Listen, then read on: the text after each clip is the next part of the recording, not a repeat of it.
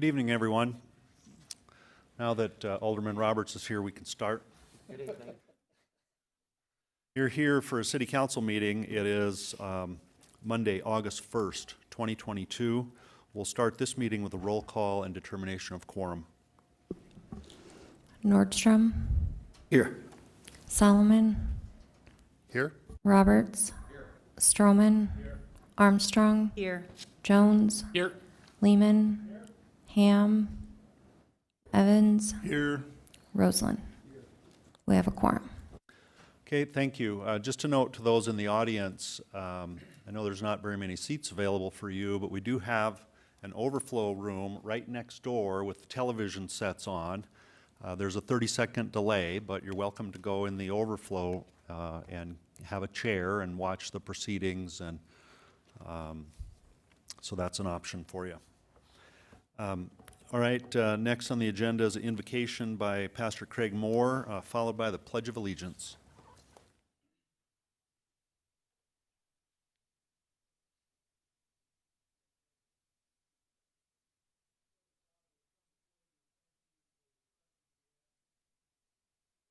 Fill this place with your presence, Lord. We ask, God, that you will give wisdom to the mayor and city council and administrators. We ask, Lord, that you will help our government, Lord, to function in a way that blesses our citizens. Lord, bless all of our law enforcement officers, our firefighters. Keep them safe, give them wisdom and discernment. Pray your blessing, Lord, upon all of our first responders, and help them to do their jobs with excellence. Keep them safe and give them wisdom and discernment. We pray a special blessing, Lord, as the rally is coming, Lord. We pray, Lord, that the citizens, Lord, and those that are visiting, Lord, will not be foolish, but be wise. Lord, bless our teachers and administrators who teach our children and our young people. May they influence our students in ways that lead them in ways that are pleasing to you. Father, we pray for our business community. We pray, Lord, that you will bless our businesses, help our business communities thrive, help our economy thrive. And we pray, Lord, that you will bless our businesses. Lord, bless our churches and our charitable organizations of this city. May they meet needs. May they bless this city with a message of love.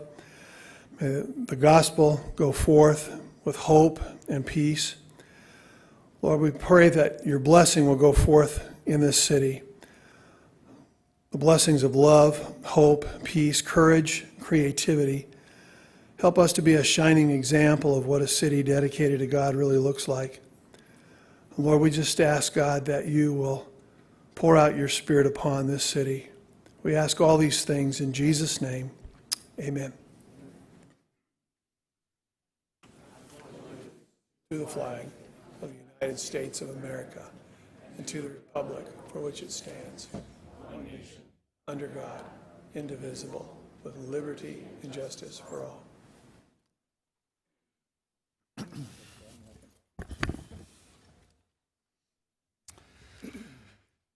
Thank you, everyone. Now on to the adoption of the agenda. This is a time when the council members may adopt the agenda as written or make certain alterations to it.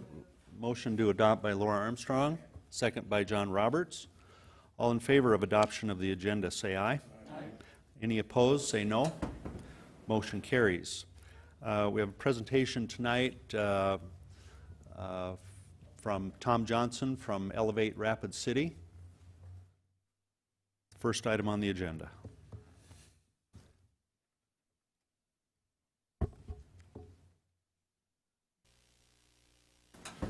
Good evening, Mayor and members of the council. I am not stupid enough to think these folks are all here for my presentation, so I'll try to be as quick as I can. We promised you recently, as a result of our vision funds and our award of $3 million, to come in front of this body on a regular basis to update you on our progress, both on our campaign and on our efforts in general as an organization. And so this is the beginning of those efforts. We plan to come up here at least twice a year and give you updates on what's going on. You also have two members who are ex officios on our board as well, and they are certainly coming to those meetings. Councilman Jason Solomon, and Councilman Bill Evans. And then, of course, Mayor, you were also a member of the board as well. So I can get your information that way, but we plan on coming up here and updating you on a regular basis. First, for those new council members on just getting in, this is going to be a review for those old council members, but just for the new ones and for anybody in the audience that cares, what is Elevate Rapid City? We were formed in 2018, and we were formed in a partnership with 4 different organizations. Essentially merged 3 of those organizations. We perform the work of a Chamber of Commerce, an economic development organization, and an innovation group. We own 2 incubators as well, 80,000 square feet, and then we also are a funding partner with the South Dakota Ellsworth Development Authority. That's what it looks like visually. Those 3 organizations are under our umbrella now. We merged our books, merged staffs, merged finances, merged boards. That's not easy to do when you merge 2 boards together, merge cultures, and then we provide, again, funding to the South Dakota Ellsworth Development Authority. Our mission, again, for those that don't know, is to elevate the region for everyone. Our mission when I got here was about 6 sentences long. We immediately tore that out and did that for the very purposes of we wanted to be an organization that doesn't elevate the region for the good old boy network over the Native American workforce, the big businesses over the small businesses. We wanted to elevate the region for everyone, and that's our mission, and that's what we try to do every day when we get up in the morning with our core values of working hard, facing the challenge, and leading the change. Our structure, how we do the work we do, this model is what we use. We do community development, so we focus on advocacy, public policy, leadership development, quality of life and housing, infrastructure, education and workforce. That's our community development piece. That provides the foundation for the economic development stuff we do with respect to helping existing businesses grow, innovation and entrepreneurship start, and then recruiting businesses from outside. That provides the tax dollars for that. So it's like a circle. And then we try to rebrand or brand the community. This is when you merge an organization together, you tend to have divisions, not full organizations. And so we have 6 divisions. One is economic development. You can see all the stuff we do underneath that, including business attraction, expansion, permitting, licensing, loan funds, innovation and entrepreneurship. We have 2 incubators. I'll get into our new incubator in a second. We coach. We help with capital formation, startup, mentor networks, market research, workforce and talent attraction. We try to attract workers to come here. We also try to get folks into the workforce. Particularly, you'll see in the slides to follow, we try to get those folks who have traditionally been marginalized, maybe they're coming out of crisis or they've not fully participated in the success of the area. We're trying to get them into the workforce through upskilling, GEDs, training, experiential learning, apprenticeships, et cetera. We also have a small business pillar in which we do market research, referrals. We have a downtown facade loan program. I'll tell you about that in a little bit. We do grants. We do community enhancement grants. And then we are known, and the Chamber was known for 150 years, basically, for doing mixers and events. That's still a mainstay for us. We do 1 mixer every single month, and we do a ton of events. Finally, our business advocacy and quality growth piece. We do a lot of public policy work. We work on housing, quality of life, infrastructure. We have our Cracker Barrels. We do a legislative scorecard, and then we have events and training each year. And then finally, we provide support to all things military. We want to make sure that the base is expanding, that those are moving back who are veterans can get back into the workforce if they want to. And so we support and are committed to making sure that our military servicemen and women, whether they're in the Guard or the Air Force, are happy and enjoy Rapid City. Recently, we've had some unprecedented success. Rapid City is the 36th fastest growing city in the entire country, the fastest growing metro in the entire Midwest. The Wall Street Journal ranked us as the #1 in the nation for emerging housing, even though I know a lot of folks have talked about the housing market going up and up and up. If you compare yourselves or ourselves to other communities across the country, we're still, in relative terms, not going up as fast as them. So the Wall Street Journal has awarded Rapid City the emerging market, based also on our amenities and our economic growth and our low unemployment rates as well. And then we were just recently rated the 48th best city in the country to start a career. You might ask, how many cities are in the country? About 500, so we're doing pretty well there. The challenges, frankly, aren't the stuff you see in front of you. Our last 5-year goals, and we'll be finishing our first 5-year campaign at the end of '22, wasn't hitting these numbers. We hit the jobs, we hit the incomes, we hit the consumer spending, we hit the capital investment. The challenge continues to be and will be in the next 5 years, and where we're going to put a lot of our emphasis is in making sure that those who have not participated in our success and our prosperity are allowed to do that, and you'll see how we're going to do that in a moment. We talk about our economic benefits. So we hit the goals. This is what they meant to the economy for the last 5 years. These are our next 5 years goals. They added one in particular that wasn't there before. Last time it was create 4,000 jobs. This time it's create 5. Last time it was 15% increase in wages. This time it's 15. I asked my board if we could go up to 25%, and they said, I don't think you can do that, Tom, so let's just hold the line there at 15, but we'll try to push that above that. Last time in consumer spending, it was 125 million. This time it's 250.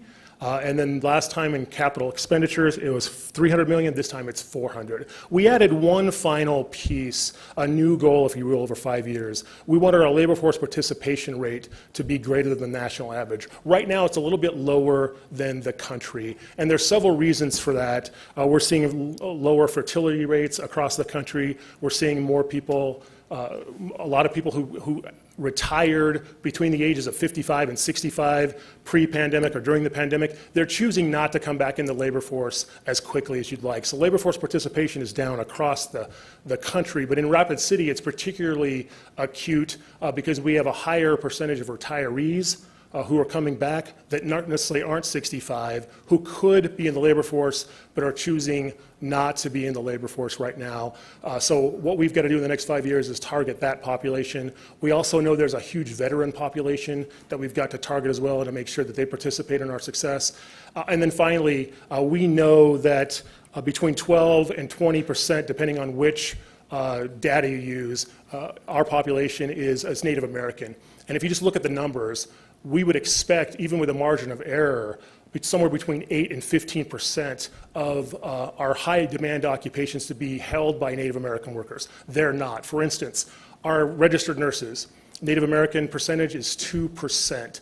It should be much, much higher. And so there's a gap between Native American workers being born in our economy and not getting into those jobs. And so we're spending a significant amount of the dollars that you've given us and that we're raising right now into programs in the next 5 years to try to move that needle. We have to do that. The workers are here. I get stopped on the street all the time. Our unemployment rate is 2.3%, Tom. We can't find workers. Why don't you recruit some workers to the area? We can, in those higher white-collar tech jobs, we can move the needle on recruitment. Nurses, we can recruit them here. But in those entry-level jobs and folks that are trying to get a living wage, it's not easy to recruit them from Bismarck or Fort Collins or Sioux Falls, even though we're seeing a net migration from Sioux Falls. It's not easy to recruit those kind of workers. I'm telling you, those workers are here right now. They're in our Native American brothers and sisters and our relatives, and we've got to find a way to help them get into the workforce and get a living wage. We think the next 5 years, this is what, if we hit those goals here, excuse me, I didn't mean to do that. Please don't do that. I'm sorry. Let's press that again. Thank you. How about this? There we go. We're good. Got it.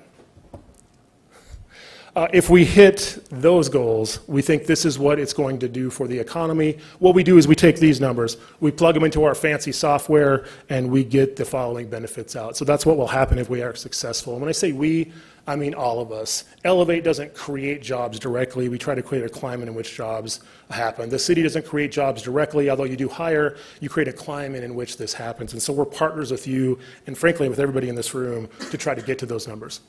Our proposed budget, this is where the rubber meets the road. You were very generous with your Vision Funds Award, the $3 million that you'd given us. We presented this budget to you. I want to give you an update on where we're at right now. We have been raising money within the private sector for about 60 days, and we are, and I'd say that top number, that Elevate Campaign 2 goal, we're fine with those tiered, we think we're going to be fine with our tiered investors. We already got those vision funds. So the question is, have we raised the $6 million yet in the last 60 days? The answer is not quite. We're a little bit shy of that. We're going to keep working through September to raise that, but we anticipate that we're not going to have any problem reaching that goal. And I would say one of the reasons, Mayor and members of the council, is that when last time we did the campaign, the vision funds came in last.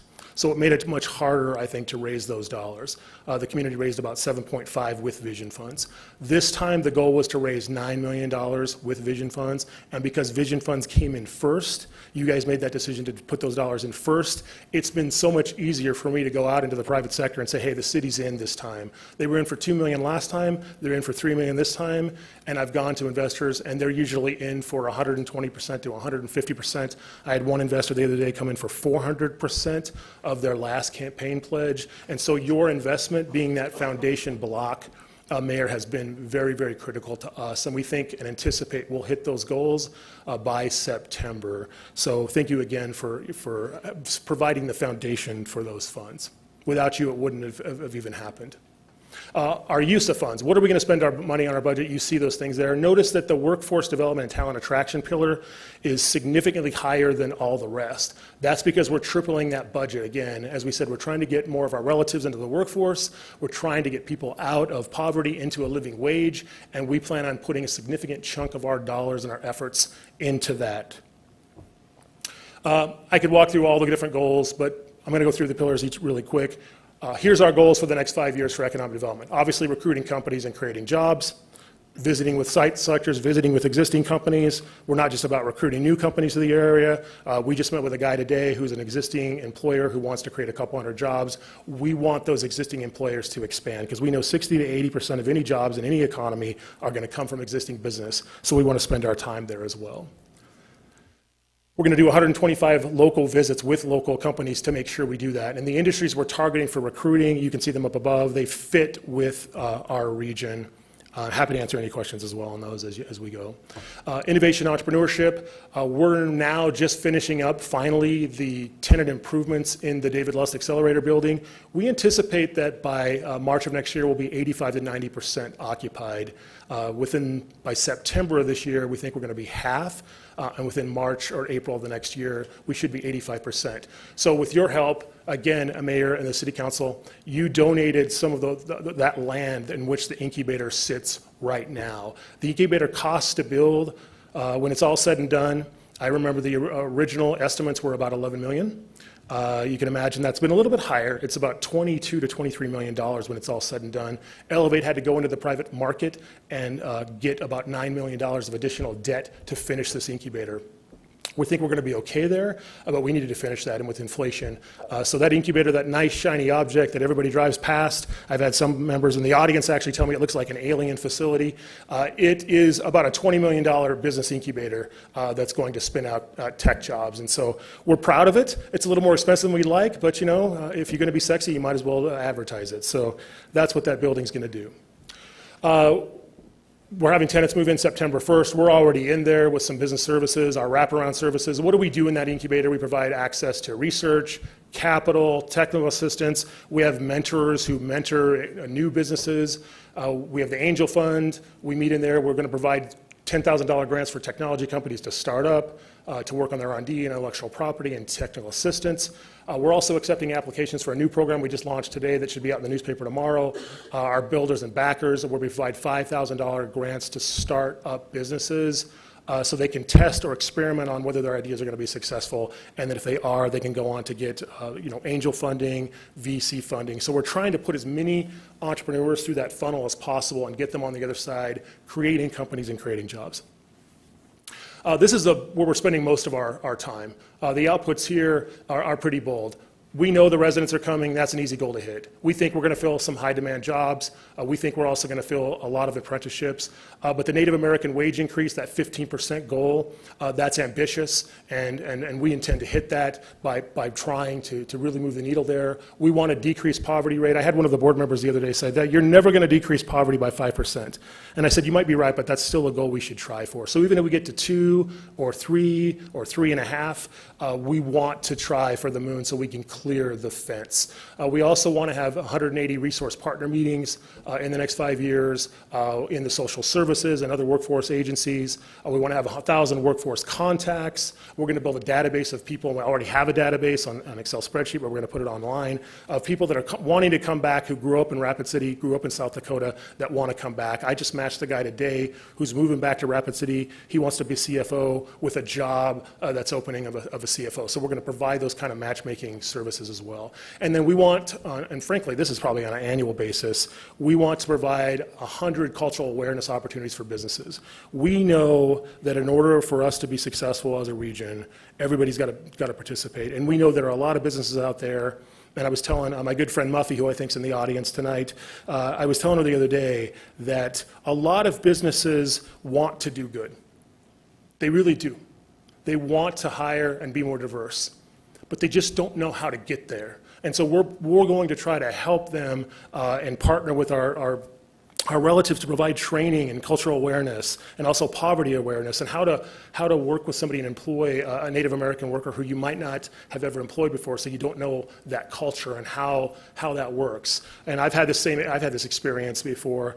Someone on my staff who was Native American, their uncle had died, and traditionally you wouldn't give that person time off for that, but if you understand Lakota culture, you would, because that's just like their father. So we were able to educate ourselves first, and we plan on bringing that kind of education and cultural awareness training out to the larger business community.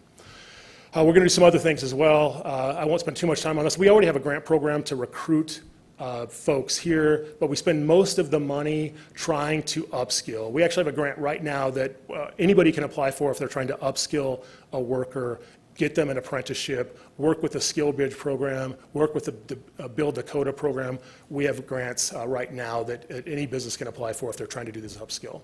We just finished, I think, a somewhat successful healthcare recruitment campaign with Monument, Black Hills Surgical, and Rapid City Medical Center to try to recruit new nurses to the area. We targeted areas in the country like Minneapolis and Denver in which there are a lot of graduates from South Dakota living and seeing if they wanted to come back. And we were somewhat successful, not as successful as we'd like, but somewhat successful.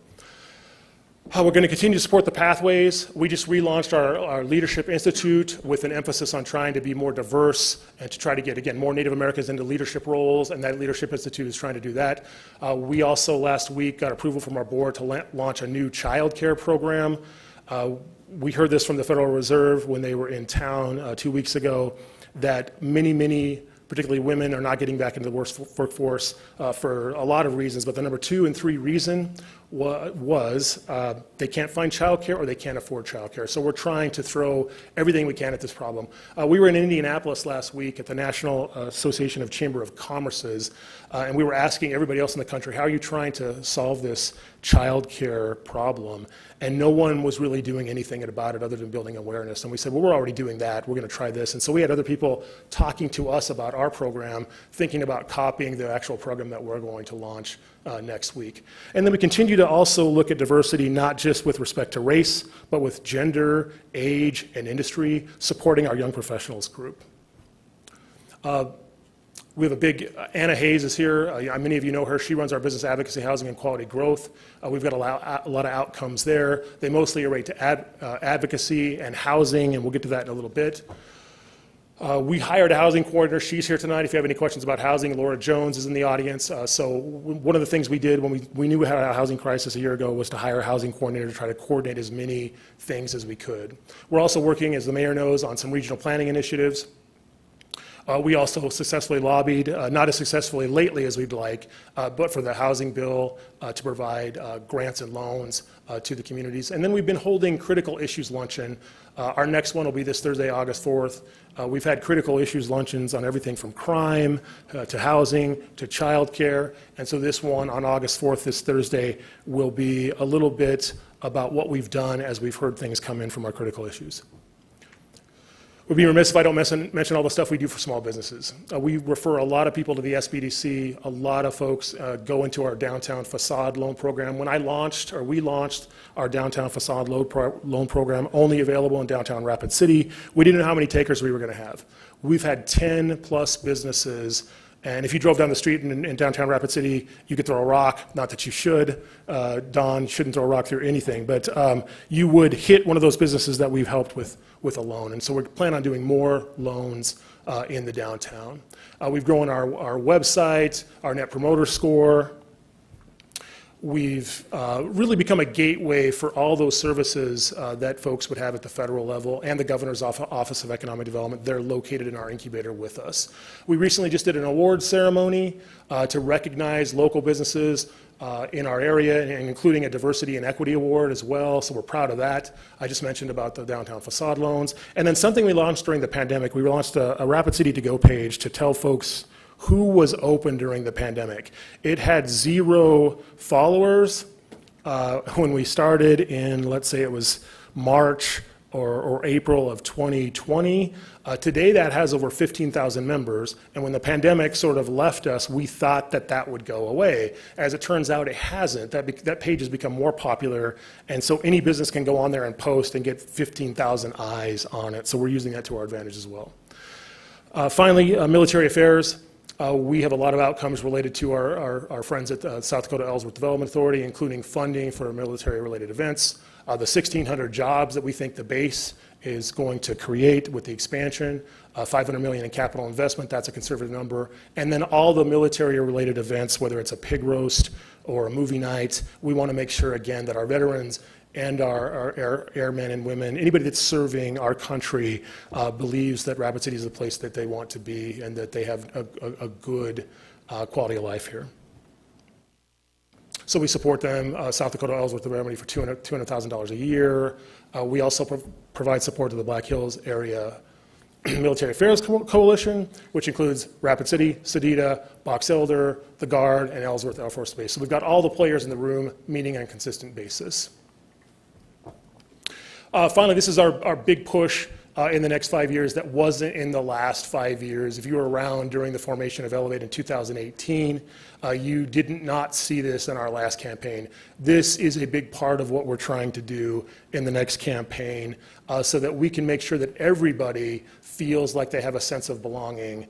And again, we're not just talking about racial diversity, we're talking about gender, sexual orientation, age, industry. We want to make sure that Rapid City is a place where they all have living wages, affordable housing, childcare that's accessible, transportation, entrepreneurship opportunities, infrastructure, quality growth, and well-being. And I know some folks are going to talk about that later tonight. And then finally, a chance to have a good job.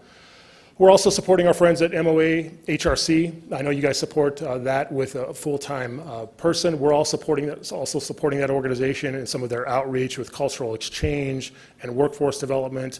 We're making a big push to our veterans and our Native American workforce because we know if we're going to find workers for our businesses, that's where we're going to find it. It's no longer just the right thing to do to employ Native Americans because it's the moral thing to do and it's the right thing to do in your heart. It's also the right thing to do because it's good for the economy, and we're trying to point that out, for example, with our recent economic impact on Native American spending in the region, to just show the community how big Native American spending is to this community.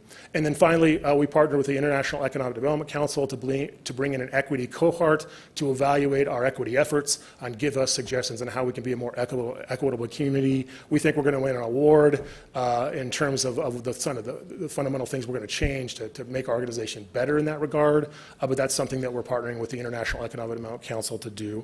With that, Mayor and Council, I'll stand for any questions. I would like to say we have our team here as well, Matt Bruner, our Economic Development Director, Laura Jones, our Housing Coordinator, Anna Hayes, our Public Policy Director, and then Garth Wadsworth, who's an introvert who doesn't want to be called on, but he's also here to answer questions as well. All right, thank you, Tom. We'll go to Pat Jones. Thank you very much, Mayor. Thank you, Mr. Johnson, for this great report, and thank you for being such a great partner with us and doing what you're doing for the city. The beautiful building down there that sits on the corner, is there going to be a sign or anything on it that says what it is sometime? Because it's such a star, it'd be nice for people to know what it is. Yeah, with the pandemic and the supply chains, unfortunately, one of the results of that is the signage market has also been slown. We expect, if I have to go put that damn sign up myself in the next 30 days, I probably will. But I'll just tell you, we expect that sign to be up in the next 60 days. Okay, any other comments or questions from the council? Okay, seeing none, thank you. Thank you, Tom, everyone. Appreciate it. the presentation.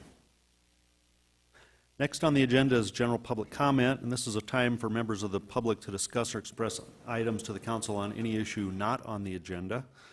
Action will not be taken at this meeting on any issue not on the agenda except by placement on the agenda by unanimous vote of the council. And we have one general public comment speaker form, Coy by Folco.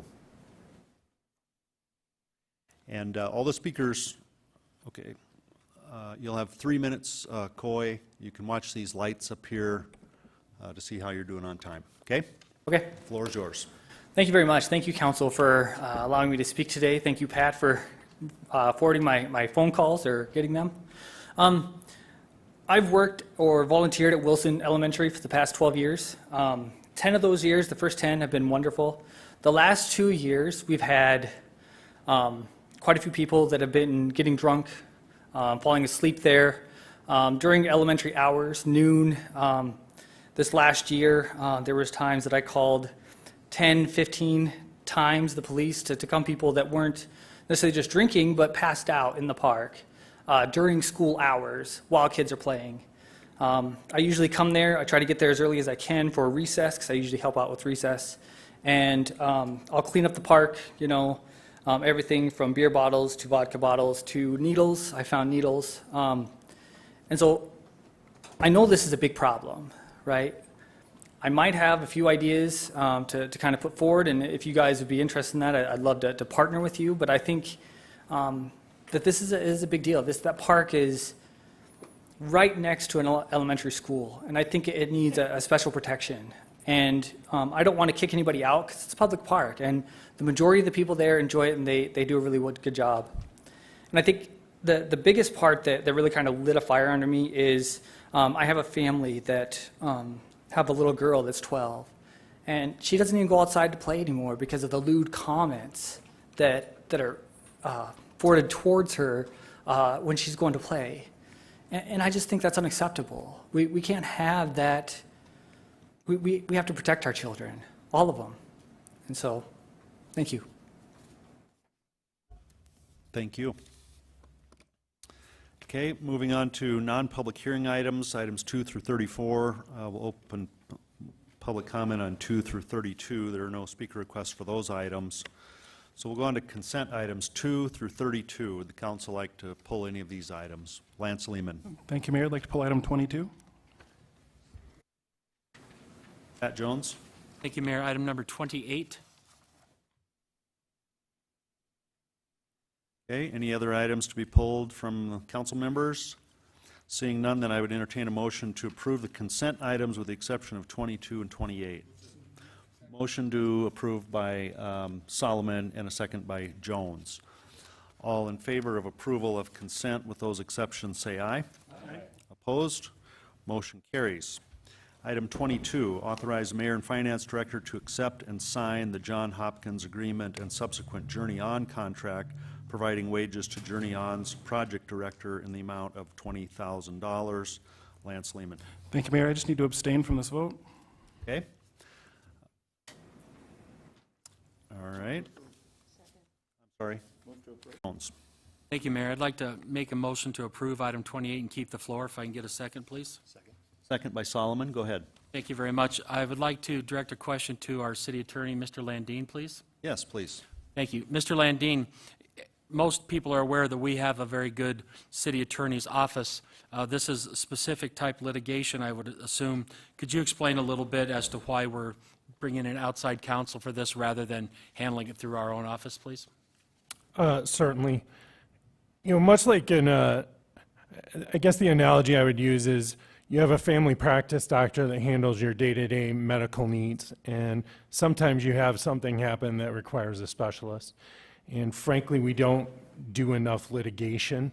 We do handle a lot of things internally, especially trials to the court or administrative to the state departments, but we don't get a lot of litigation experience. The damages in this case are fairly high, and frankly, it probably is worthwhile to hire somebody that all they do is really litigation.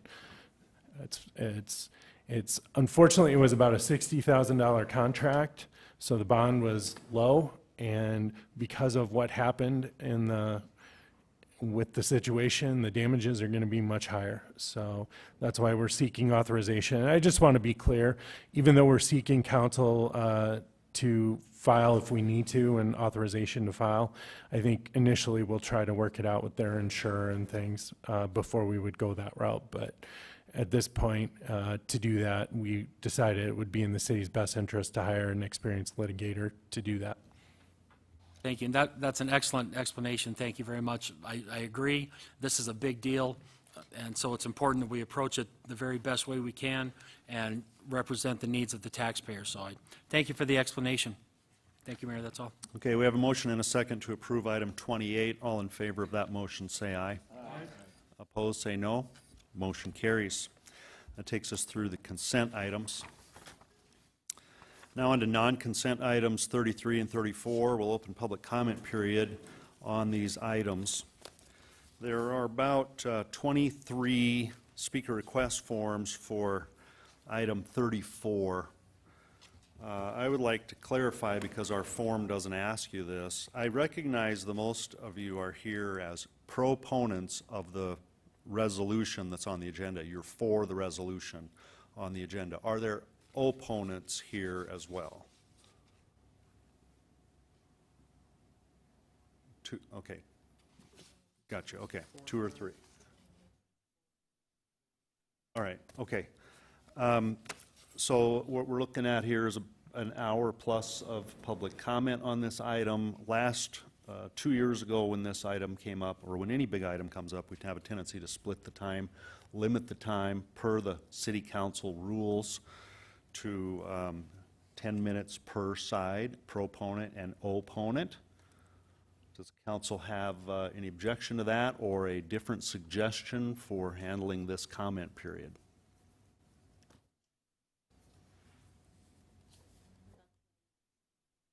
$20 minutes per side? Okay. About 15.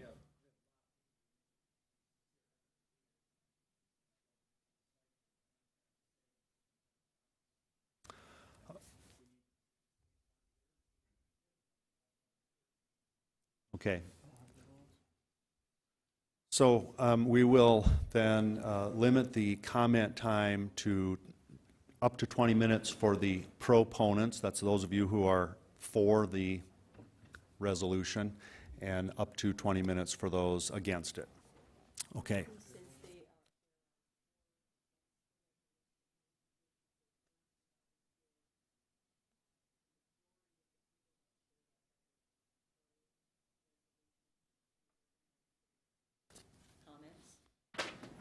Okay. Well, Mr. Mayor, I think what we're saying is that we're pretty much going to hear everybody. Might as well just let everybody speak, is what I'm hearing. If you have 23 comments times 3, I mean, you're talking, you almost got it. If you're doing 30 and 30, you might as well do them all. okay, if that's what you want. Well, I'm just trying to clarify for the council's discussion, but you all. All right. Okay, we have a motion by I'll move for 20. Stroman and a second by Lehman for 20 minutes per side. All in favor of that motion, say aye. Aye. Opposed, say no. Okay, 20 minutes aside it is. Individuals are still limited to 3 minutes. For those of you on the proponent side, you'd be courteous for some of you to walk up and say, me too, or don't repeat everything that was said. That's the trouble with being one of the last ones. So, okay, we're going to open this public comment period then, and all the speakers tonight will have 3 minutes maximum per person. You can watch these lights up here. They're just like traffic lights. It'll give you a yellow when it's time to wrap it up and a red when it's time to stop. Also, in case any of you didn't hear the message earlier, there is a room right next to this room that's got television set up and is live streaming this, and you can go in there and find a chair if you like. First speaker up will be, and if I call you wrong, if you're really on the other side of this issue, let me know. On the proponents, what I think are proponents, Bill Young.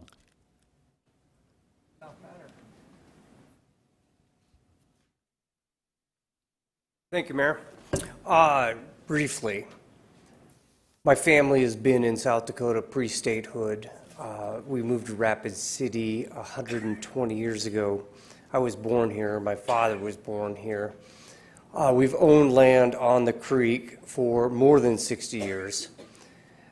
To threaten that is absolutely asinine. I urge the council to support the resolution to full on, with your whole hearts, deny any opportunity for any threats to the watershed, especially this latest drilling and eventual mining. Thank you. Thank you. Annie Bashand. I'm going to give mine and let Jeremiah go instead.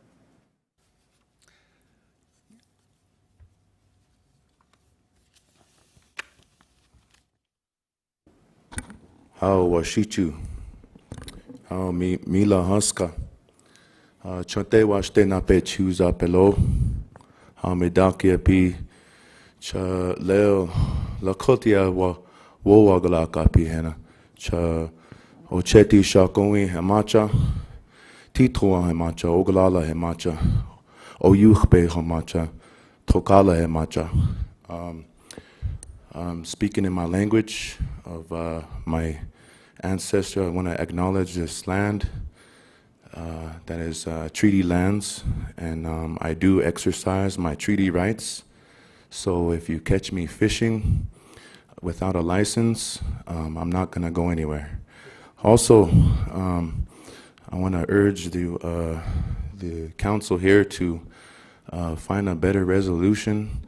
I don't want any kind of exploratory whatever drilling in these lands that are not just for my children but yours as well.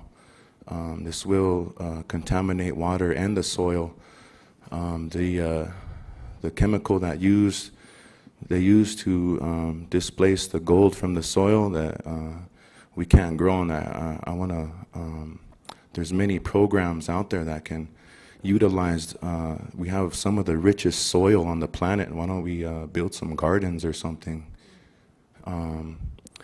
Also, maybe, you know, I'm against alcohol on my reservation, but since we have such nice water, we can maybe have some, get some mini puga. That's our word for beer, but that's, it'll be a very economical solution.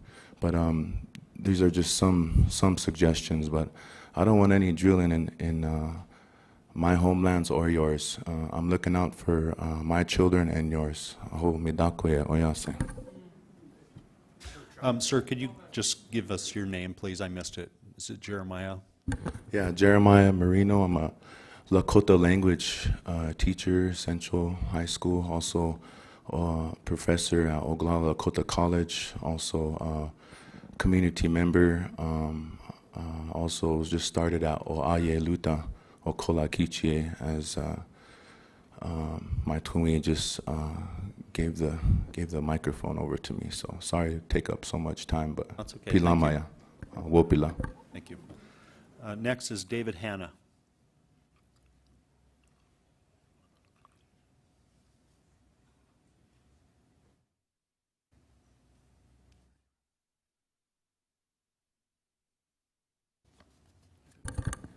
Thank you, Mayor. Thank you, Council.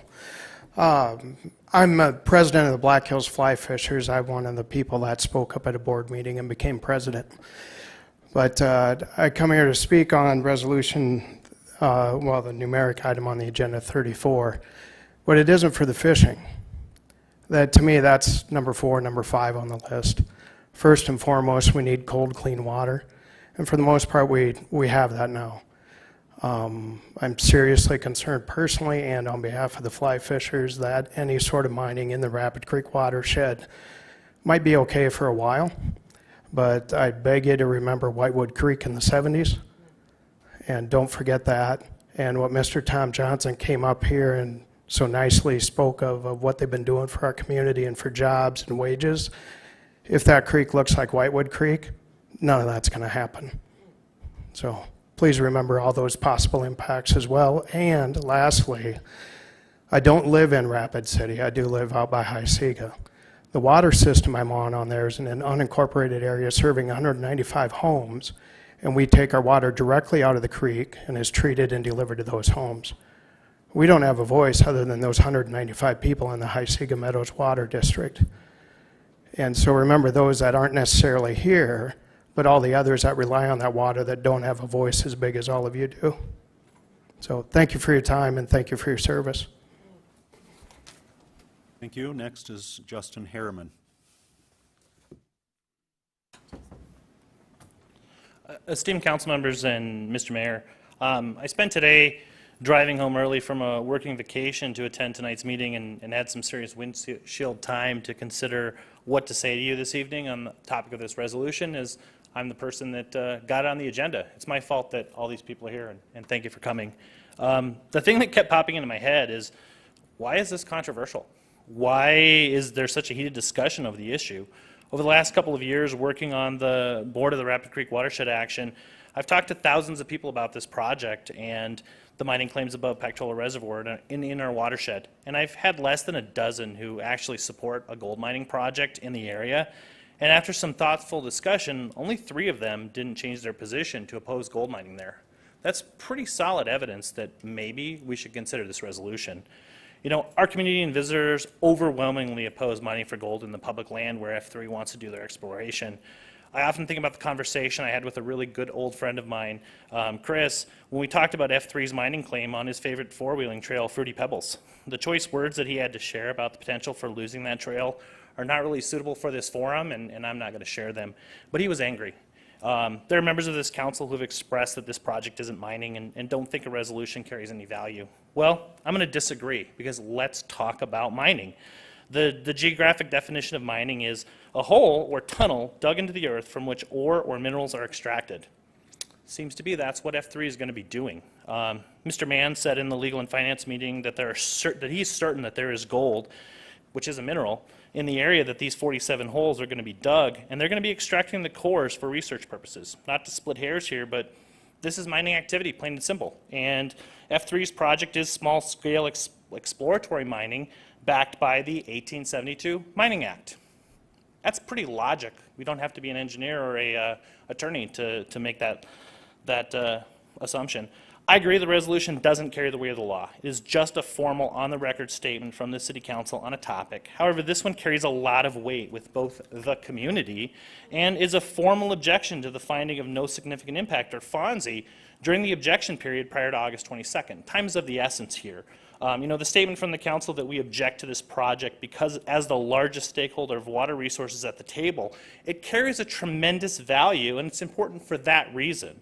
I ask you all to please consider that and then vote yes, so that during the comment and objection period, the city is on the record opposing this project that really endangers our water supply.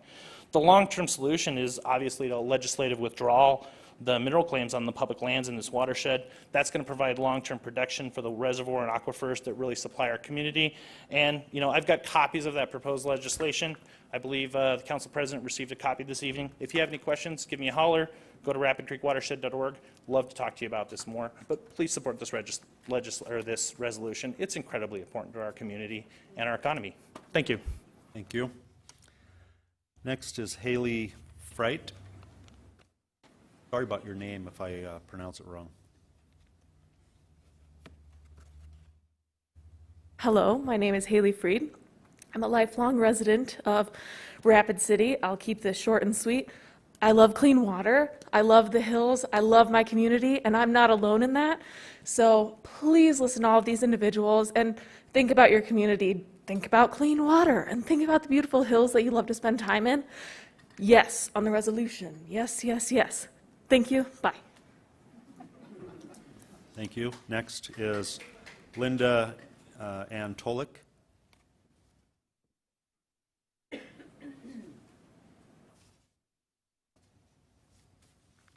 Hello, I grew up in Rapid City, and my husband and I reside off Highway 44 in the High Sega area. We join the impassioned pleas from area residents and communities in Rapid City, the Black Hills, and the Lakota in opposition to exploratory drilling in the Jenny Gulch area near Pactola Lake. This exploratory drilling will in and of itself have a detrimental impact on animal habitat and environmental ecology, as well as impact those who live and recreate here. We are well aware that the ultimate goal is to mine in this area for monetary gain by outside interest groups with no regard for the damages it will cause. These outside interest groups continue to pummel us with their claims of no significant impact or risk to the environment and the essential water source of the Black Hills and Rapid City and Ellsworth Air Force Base. I join every concerned citizen in stating that any risk is significant in this project, and such actions under any circumstances should be prohibited. Do we need an environmental impact statement any more powerful than the fact that the Black Hills already has a Superfund toxic waste site due to mining? David Holland.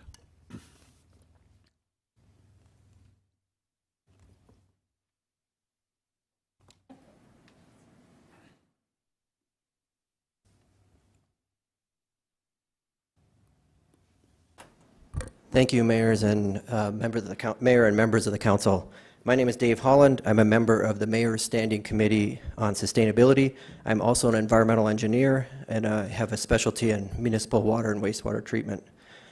Previously stated by somebody on the other pro-mining said, no water will be discharged into the Rapid Creek drainage. You can't just willy-nilly discharge water.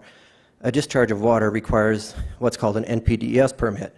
Well, let me give you a few examples where accidents happened. There were 17 permit violations between 1992 and 2008.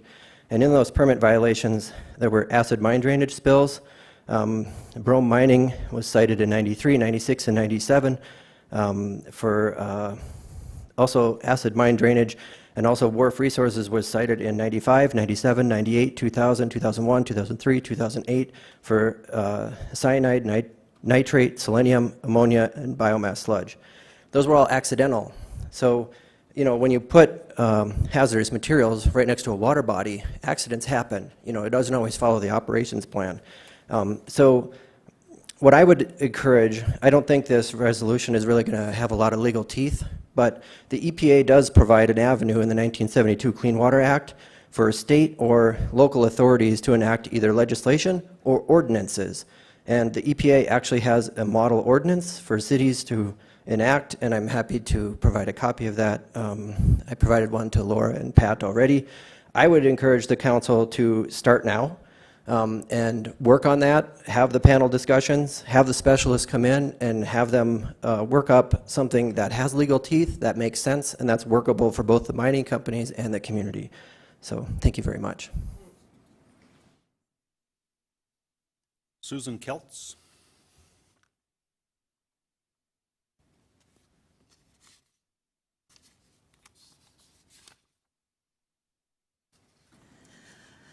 My name is Susan Keltz, and I'm here representing Democracy in Action. And for those of you who don't know what Democracy in Action is, it's a nonpartisan group of strong, outspoken, and determined women working for progressive change in western South Dakota. As a group, we reject the findings of no significant impact as a result of this proposed drilling operation. We oppose the potential use of the Rapid Creek watershed for potential mining. We've enjoyed the recreational assets of the Black Hills as well as clean, abundant drinking water, and we want you to pass these assets on to our children, grandchildren, and great-grandchildren. We ask you to vote yes on this resolution. Thank you. Next is Alan Anderson and Kathy Thrash.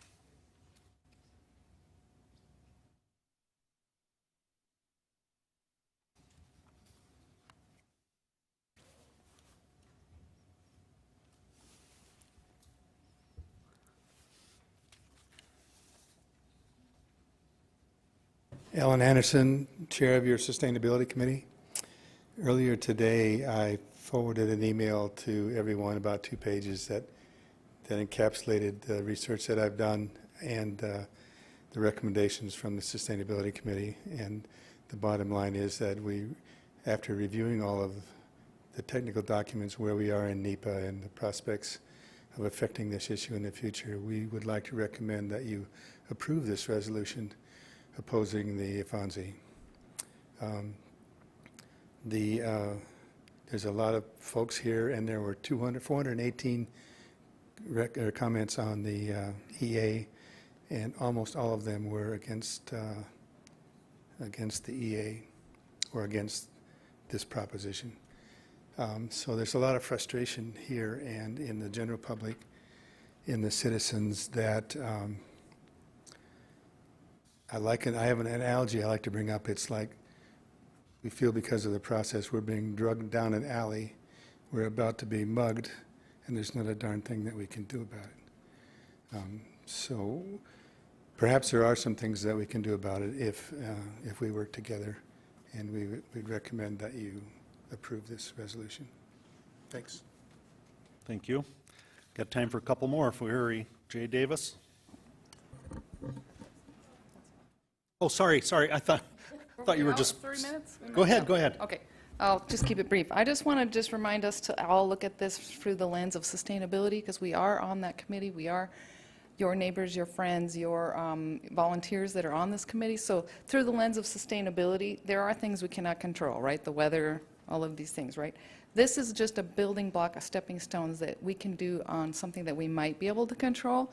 So again, I also emailed each of you just my personal thoughts. Just encouraging you to pass this. It's a building block. It's not very legally binding. We get that. But we just need to ask you to represent us in a bigger fashion than we can do. So that's all I have. Thank you. Thank you. Jay? Thank you, Mayor Allender, members of the council. I'm Jay Davis from Ward 1. I just want to respond to some of the objections that I've heard in the last few days about this proposed resolution. First of all, I've heard that F3 Gold is not proposing to mine, this is just exploration. I would ask you, if we already know for a fact that we do not want to tolerate any large-scale open pit mining at Jenny Gulch or in the Pactola watershed, why should we allow exploration headed towards that result? It's quite likely that F3 Gold will not mine in the Pactola watershed, that at some point, if they find a recoverable body of ore, they'll sell the rights to a corporation, maybe a foreign corporation, and they'll do the mining. But it's a path towards that result. I've heard the objection that the City Council has no jurisdiction over mining in our watershed. And of course, legally that's true. But then I would ask, why is F3 Gold fighting this resolution so hard and so relentlessly if they're not concerned? Because the City Council and the City of Rapid City does have moral authority to take a stand, and that's what this resolution is. It's been noted that the Black Hills National Forest is not blocking exploration.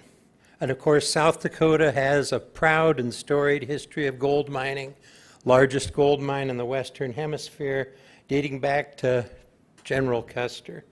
But you know, when General Custer invaded the Black Hills in 1876, the federal mining law that was in effect then is the same federal mining law that's in effect today. That's kind of an alarming fact.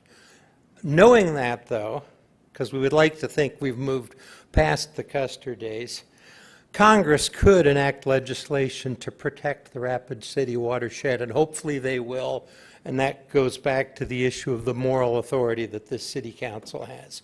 I've heard it said that leaking septic tanks are a bigger concern for the Rapid Creek watershed than mining. Well, the thought of sewage coming into the creek does disgust us, but I would point out that we have a treatment plant to deal with fecal coliform, and we do not have treatment facilities to protect us from cyanide, mercury, selenium, and other heavy metals. So really, we should be more concerned about mining or even mineral exploration than septic tanks. what benefit is there from this exploration? I've heard it said that we need to learn more about the composition of igneous rock. I would suggest that F3 Gold is not motivated by intellectual curiosity. This is the real deal. I see my time is basically up. There's more I could say. I agree with the comments of the other speakers. Please pass the resolution. Okay, thank you, Jay.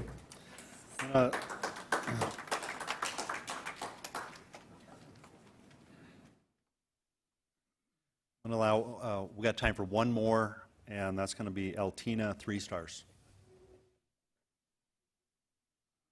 This is one more on the proponent side, those in favor of the resolution. In a moment, I'm just going to try to identify our opponents. Go ahead, ma'am. Thank you, Mayor. Hello, relatives. I'm going to acknowledge everybody here in the room, that the fact that we are all related, you know, the winged, the four-legged, humans as well. And I just want to stress the importance of the water here. Water is life. I know you've heard that before. Humans can't go without water for very long. We tend to die from that. But I also want to stress the importance of, you know, impacting the watershed.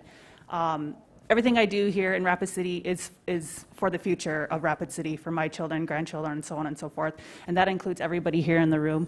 And so I just want to speak for the children, for the voice of the youth, the ones that aren't here and that aren't able to speak, except for this little one behind me. He probably could.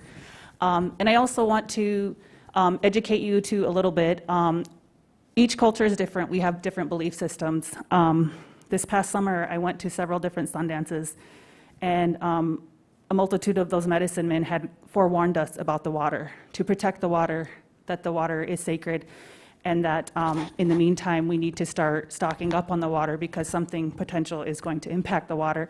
And I'm hoping and praying that this is not this situation here in the Haysapa, the Rapid City, Black Hills area. So I just want to put that little thought into your guys' head and just hopefully vote with your hearts tonight. Thank you. Wopila. Thank you. All right, so that's it for the proponent testimony. Now, the opponents, just going off what you have out here on the form, and so I might have it wrong. Ben, are you an opponent?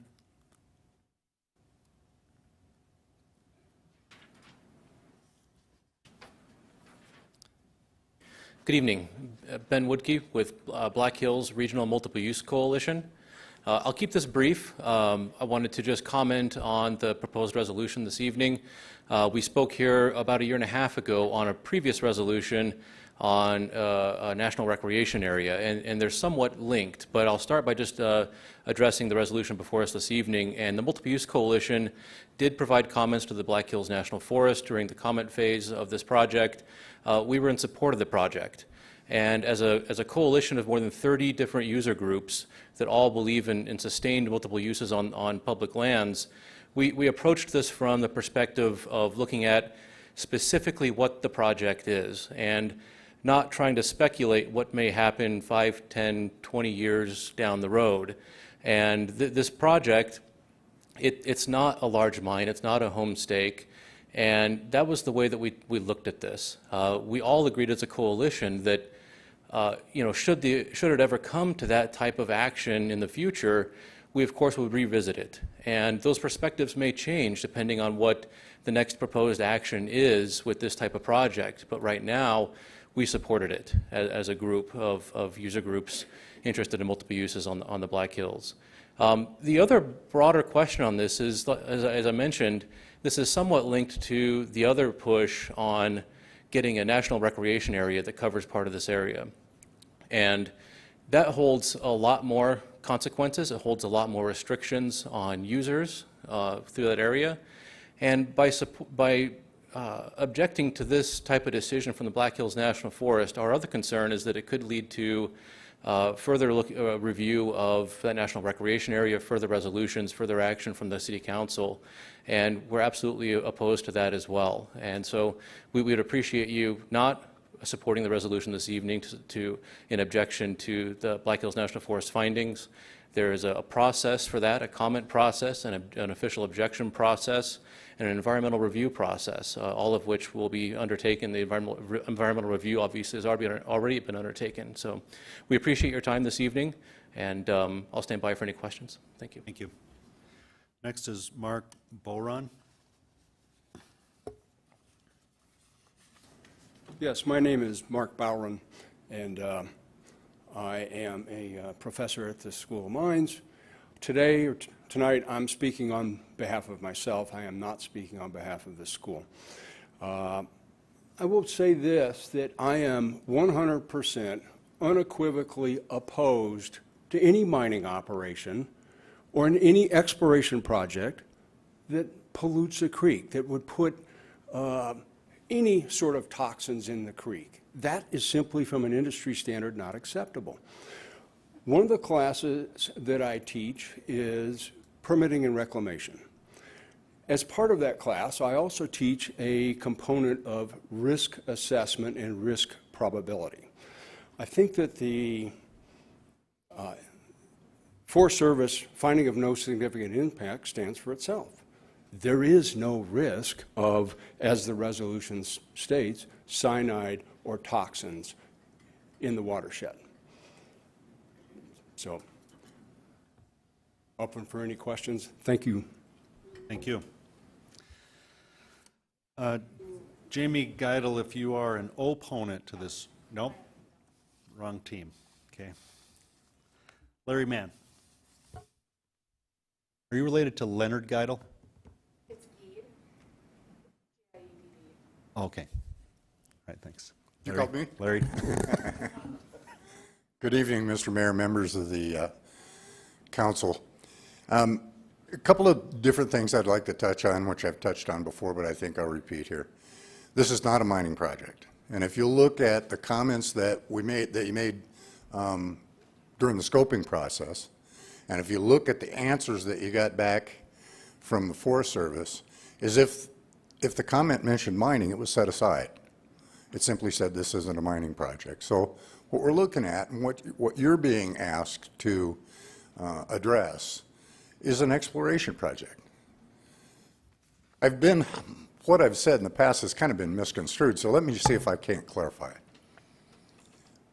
The Precambrian rock, which the exploration is being conducted in, is quite a ways from any aquifer, for instance. There's no underlying aquifer in the rock that's being drilled.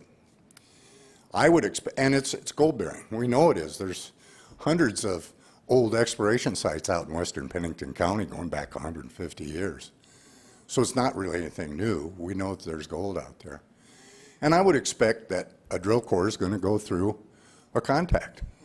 And when you pull the core up, they're going to say, this is a gold-bearing piece of ore. So what happens next is the important part, and that is, how big is it? Is it the size of a basketball that a drill core happened to go through? Or is it the size of the Hindenburg? Or is it the size of the world-famous Homestake lode? How do you find that out? And the only way you do that is you have to do additional identification research, study. You can do assays. In order to be a economic ore body, it has to have a certain amount of gold per ton to even consider mining it. So you can assay and extrapolate what kind of gold might be in a ton of rock. There's 8 to 10 years worth of work. If you do hit an intercept, there'd be 8 to 10 years of further research and study to determine whether you had anything worth pursuing. So I don't want you to get too far out over your skis because, several years ago when you passed a resolution, the difference between then and now is that then we didn't have data. Today we've got data. And the EA is a fairly comprehensive document. And I would be willing to bet, no aspersions, very few of you have read it. But there's a lot of data in there, and I think that's what needs to drive the decision. Am I concerned about a resolution being passed? No, I'm not. If you pass a resolution that notices your objection to the EA, I'm fine with that as long as it's based on the science. What I'm worried is that you're going to get a document that has a lot of hyperbole, a lot of misinformation, a lot of misdirection, that's going to go out to the public with your name on it, and people are going to believe that it's true or more factual than the EA. I just think that it's bad for the company if this body sends out information that's not sustainable. Thank you. You.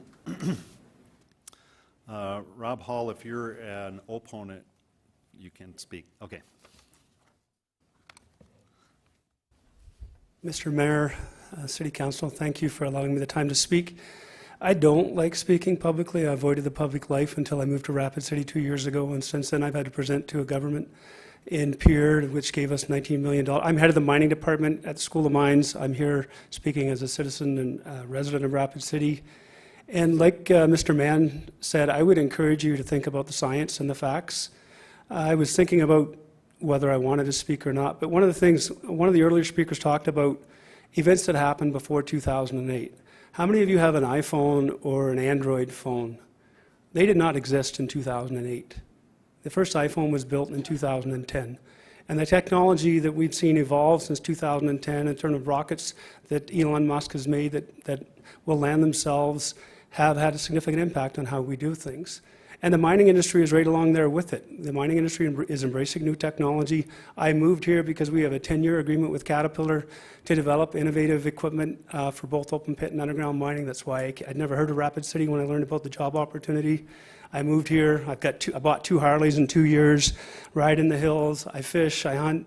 So, I care about the water, as Mr. Bowron said, as well. The resolution, it doesn't mean a lot to me, other than I would like it to be factual. And, I've interacted with some of the city council, and I think we're all reasonable people if we talk one-on-one. The challenge that we face today as a society is that anybody with a computer and Google and a loud voice becomes an expert, and the louder the voice, sometimes the more they're perceived as an expert. I have 3 degrees. I still don't consider myself an expert. But I would encourage, that we trust the experts in the Forest Service and other organizations that they hire, that we are better than we were. Mining has had a checkered past, but we are better, and companies want to do better. And so I would encourage you not to pass this resolution. And thank you. Thank you. And from everyone who turned in a form, did I miss any opponents? Go ahead. I was using my, okay, no, you're against the resolution? Go ahead, sir. Mr. Mayor, members of the council, my name is Ross Brown. I'm a business owner here in Rapid City and a lifelong citizen of the Black Hills. And I'm not here as a proponent of mining. I'm not here as I'm not really pro or con mining in particular. I am very much pro local control. I'm a strong believer that when we control our city and our county and our state from the city council, from the county commissioners, and from our state legislators, we're better off than letting the federal government tell us how we should run things. And while I agree with pretty much everybody that has spoken tonight that were for the resolution, I am absolutely not for the resolution. And the simple reason for that is that the creation of an NRA is essentially a designation of wilderness. It takes 200,000 acres out of our local control and has impacts that I don't think most of us know. So I simply implore the council to dig deep, understand what that designation would mean to our area before you even consider passing a resolution like this. And I thank you for your time. Okay, thank you. Did I miss anyone else in the speaker list? Okay. If you could state your name when you get up there, sir, appreciate it. My name is William Wagner. Excuse me. I don't propose or oppose any of this. I'm an American citizen just like the people here, my colas, my friends, everybody here. as the South Dakota Codified Law 4-1 or 4-1-1, 46-1.3, and 46-5-5. Water in South Dakota is owned by the people of the state and not by the private individuals. The right to use water may be obtained under state law. In the very first sentence of the National Environment Policy Act, NEPAS, the Congress declared, "It is the continuing policy of the federal government corporate with state, local government to achieve productive harmony and fulfill the social, economic, and other requirements of present and future generations of Americans." Section 101A. In fact, the benefits of cooperation among federal, state, and local and tribal governments are clearly reflected in the Council of Environment Quality, CEQ, regulations for implementing NEPA 40 CFR 1500-1508. You know, there are over 50 titles, titles, like Title 16, that federal regulations containing the principal set of rules and regulations issued by federal agencies regarding commercial practices, like the Forest Services, EPA, all that. You know, they just found out a lot of things with the EPA is fence line theory. There's a fence, and past that fence, there's no more. I also like to say, under the CWA, EPA has implemented pollution control programs such as setting waterway standards for industry. EPA has also developed national water quality criteria recommendations for pollutions in surface waters. The CWA made it unlawful to discharge any pollutant from a point source into navigable waters unless a permit was obtained. And you know, just recently in the Supreme Court, Virginia versus EPA, that was a major win for us Americans here, that these agencies don't have the power that y'all think they do. These people are employed by us. So we want to save our water. Y'all, we're put in y'all position by us. I hope y'all hear all these rules and regulations from the South Dakota Codified Law that we own this water. Y'all don't get to make these major decisions without us, the people, doing this. So I think that's all I have to say. Thank you for your time. Thank you. And that'll bring it into the public comment period on these items. We'll move on the agenda to item 33 under community development. A request by D.C. Scott Land Surveyors for Dave and Joyce Whittington for a preliminary subdivision plan for proposed lots 13A and 13B of Moon Meadow Estates, generally described as being located at 3467 Moon Meadows Drive. And the request, or the recommendation from committee, is to approve with stipulations. So moved. Motion to approve with stipulations from Lehman. Second by Stroman. Oh, no, was it Nordstrom? Okay. Nordstrom. And all in favor of that motion, please say aye. Aye. Any opposed? Motion carries. Item 34, discussion about Jenny Gulch Exploration Drilling Project by F3 Gold LLC and approval of proposed resolution 2022-069. Jason Solomon. I will get this started. Thank you, everyone, for your comments tonight. While I do not oppose mining, responsible mining, I don't support the project at this location. I just don't think the potential risks are worth to us are worth the potential rewards for others. But I do wonder if strategically, if the council, as we evaluate this resolution, would be better served to have a more clear and direct message from us. And it seems like a few items in the resolution are disputed. And I wonder if we took out some of these details that the experts dispute and instead left in the opposition of the exploration of potential gold mining, if that might have a better support from the council and give a clear philosophical indication of where we're at.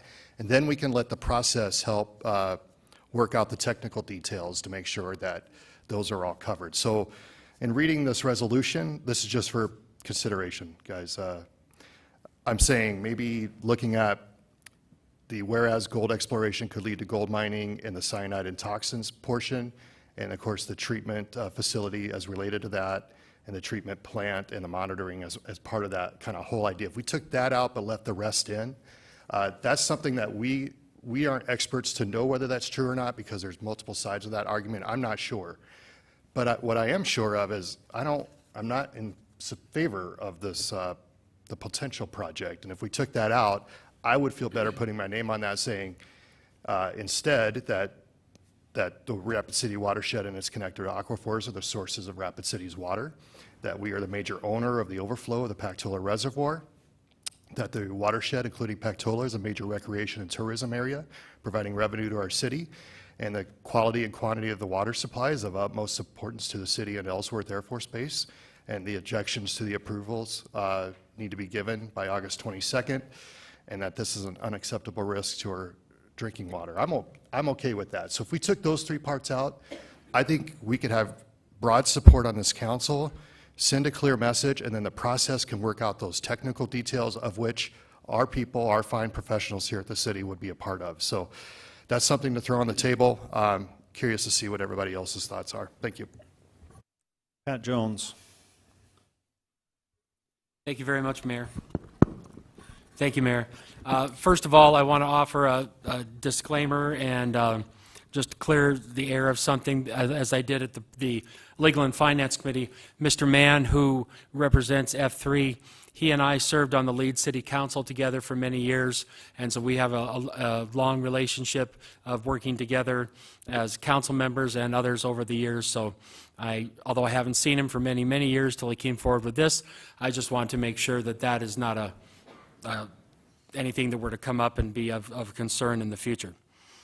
I have great respect for Mr. Mann, and he's very good at what he does. So my comments on this. The statement has been made several times that drilling might not cause any damage, and it's true that the Forest Service report states that there's no significant risk for this stage of the project. I guess where I'm at on this is, what are we going to do as a council with this whole thing? Are we going to make a statement about our philosophical belief and concern about mining in that area and the long-term impact it could have? Or are we going to examine each step of the process that takes place and say we like it, we don't like it, or whatever? It's been said that none of the people sitting up here at this council are experts in this area, and I believe that's very true. We have experts from the South Dakota School of Mines who are available to share with us their expertise and their input, and we should welcome that and encourage that and embrace that. I've read over the resolution. I think Mr. Councilman Solomon makes a good point on those three bulleted items, and I'm open to discussion on that. A concern that was brought forward to me today was this resolution would create a national recreational area and provide a significant number of restraints. I don't see that in this resolution. I don't see at all where this takes that giant leap to causing that. What I see this resolution being is the elected representatives of the citizens of Rapid City are saying, don't mess with our water supply. We don't believe that it is safe to mine in an area that could potentially impact our water supply. So why even continue on with drilling when drilling will likely lead to mining? Mining could lead to an accident. So that's what I see that we're considering here. So yes, the Forest Service report is probably right on that there's no significant risk. That could very well be. But I support the resolution. I am not in favor of any more exploration, drilling, or anything up in that area. Jenny Gulch, the surrounding area, the Black Hills, that's some of the most beautiful country in the world. People travel hundreds and thousands of miles to come here and visit us. And this is almost like a bad TV show. I tease my wife about her TV shows on Lifetime. This is almost like we're watching one of those shows where you're sitting there yelling at the TV. Why are you people even thinking about doing this? Why would you do something or allow something that could potentially damage your water? Water is so important now more than ever. So I support the resolution. I support the idea of perhaps removing some of those areas that are in question. but I strongly support us saying no to any type of mining. And I also am not in favor of the National Recreation Area or doing anything that would provide constraints. Our Black Hills have always been multi-use: fishing, hiking, hunting, four-wheeling. Anyone who is a responsible land user, an outdoorsman, knows how to take care, protect, and respect the land.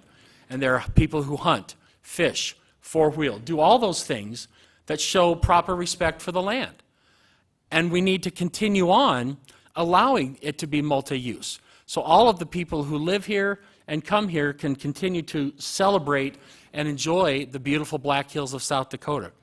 So to summarize, I support the resolution. I'm open to the discussion of removing some items from it. I'm not in favor of anything that creates a national recreational area that might put constraints on the area and make it not multi-use anymore. Thank you, Mayor. Okay, thank you. Pat Roseland. I appreciate you all being here tonight. I am in favor of this resolution also. I received over 36 emails from all around Rapid City of my constituents, and I'm sure others have also. Each one of them was pro-resolution, not one pro-mining. Now, I had something to say a little earlier, but I'm going to keep it short. 2 words: what if? That can get you in a lot of trouble. What if would happen, whatever, 10 years, 20 years, or 30 years. It's not worth the effort. It's not worth the danger that comes to Rapid City, the Watershed, and all those living in western South Dakota. And Mayor, I'd like to give 2 minutes of my time to Laura Armstrong. Thank you. Thank you. Okay, Laura Armstrong. Did you get that? Yep. I'd like to start off by making a motion to approve the resolution. Can I please get a second? Thank you. May I continue? Yes, please. Thank you, sir.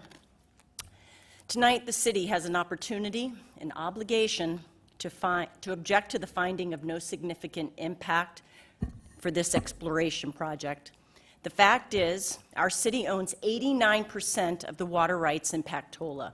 Each and every one of us rely on this water to work, live, and play in our community. Ironically enough, the state just recognized Rapid City for the 19th consecutive year for clean water excellence.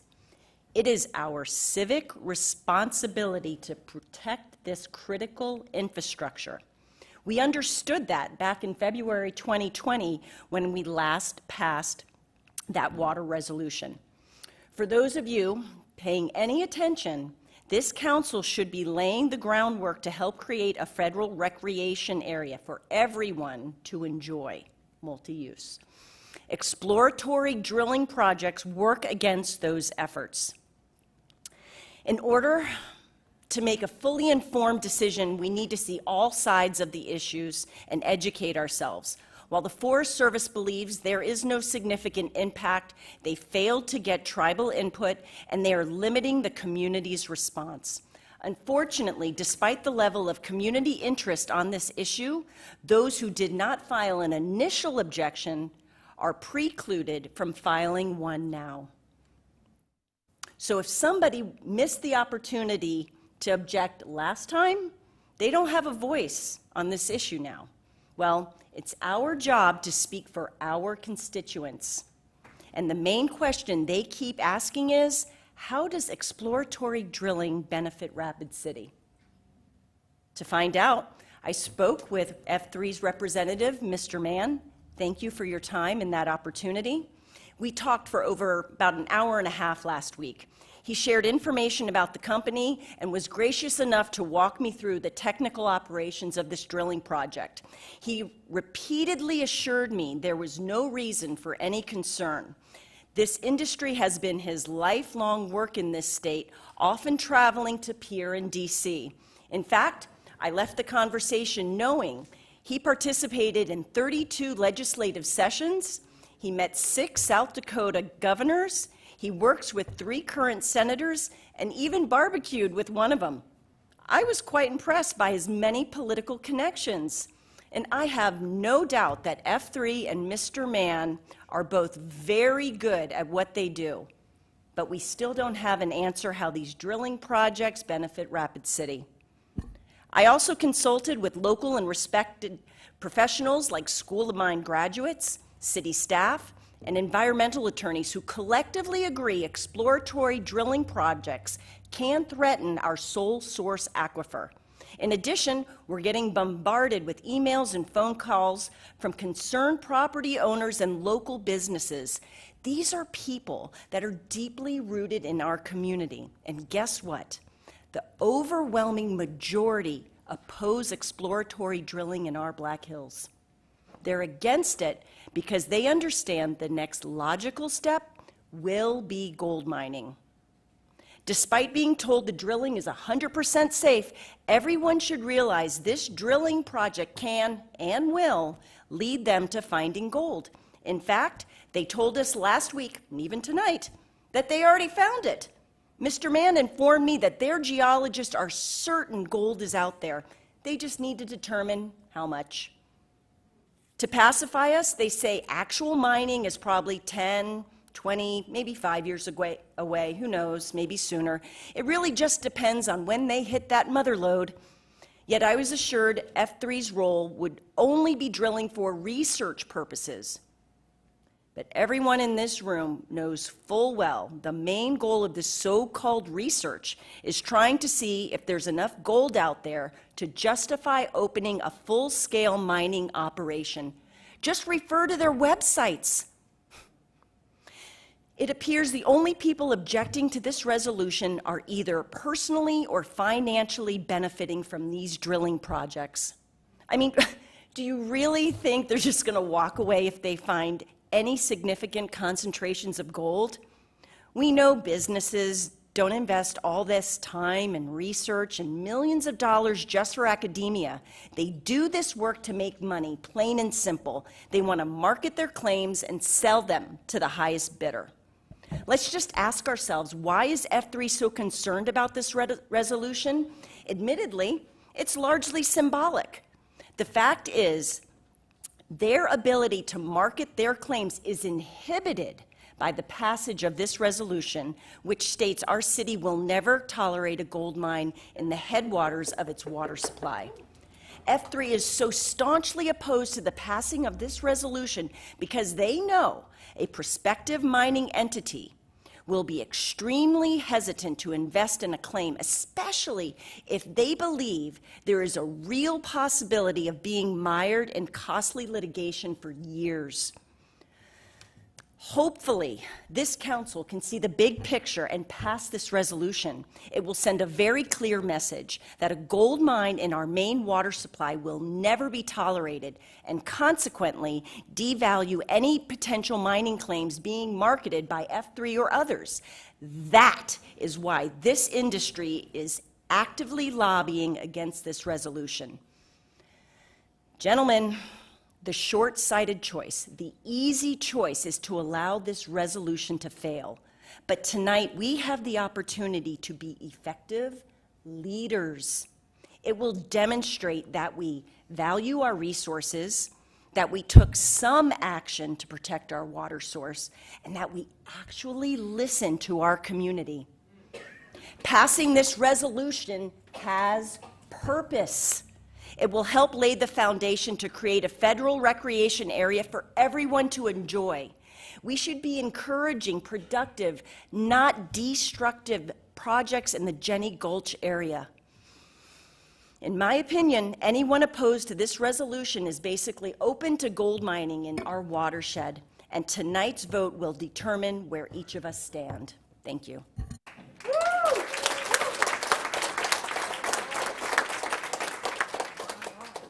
Bill Evans. Thank you, Ms. Armstrong, for that beautifully crafted and eloquent statement, because I agree with every word you said. I do agree with a couple things that the pro-mining people did say. It was pointed out that an iPhone is new technology, and we use it, and we've adapted it. And I agree. And for that reason, I find it ludicrous that we're still dealing with mining laws that have been in effect for 170 years. But in that case, those are adequate. And the other thing is about local control. Well, Like Mr. Roseland, I've gotten a lot of emails and phone calls concerning this, and 100% of the ones coming to me have been in favor of this resolution. And I think it's our job and our duty, our obligation as elected officials to honor what our constituents are telling us. Now, I hope we can speak with one voice in this. I hope that we can enlist the support of Ellsworth. I hope we can elicit the support of the tribes. I hope we can elicit support from Elevate Rapid City. And finally, I hope we can even get the support of the School of Mines. Now, the fact that they could be opposed to this particular mining enterprise, this exploration, doesn't mean they're not a pro-mining school. But when it affects your own existence, and when it actually affects your ability to function in the area where you live, they should be able to take a stand, a righteous stand on this. Even a dog knows not to soil his own bed. And I think that we need to at least be that smart and protect this beautiful, pristine area for the future, and especially for the future of our children. So we've got to remember that this is something that people are going to have to take sides on, and there's an election coming up in the fall, and I think people should be willing to take a stand on this issue, whether it's a person that's local, at the county level, at the state level, or the federal level.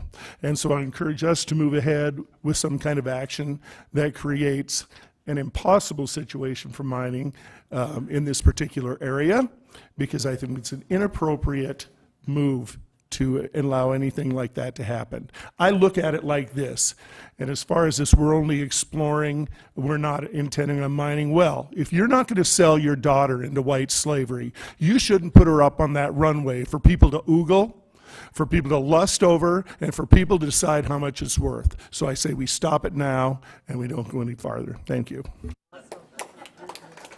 Finally. Richie Nordstrom. Thank you, Mayor. First, I'd like to start off with saying thank you, everyone, for coming in tonight and making your presentations, both pro and opposition to the drilling proposal that's in front of us. I did read over the EA. I'm no expert at it, but it's very simply, shall I say, 200 pages long, about another 200 pages of comments. This council's resolution from 2 years ago was in, or is in, that EA, that environmental assessment. The Forest Service took that into consideration, and they also pointed to an appendix within that EA that they've got out there, the environmental assessment. It points to a section E, appendix E, a section 3 in there.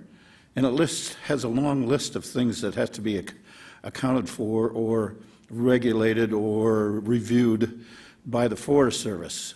So there is some self-monitoring. There's also inspections that have to be done on it. But if you get a chance to take a look at anything that has to do with drilling on there, it's not mining.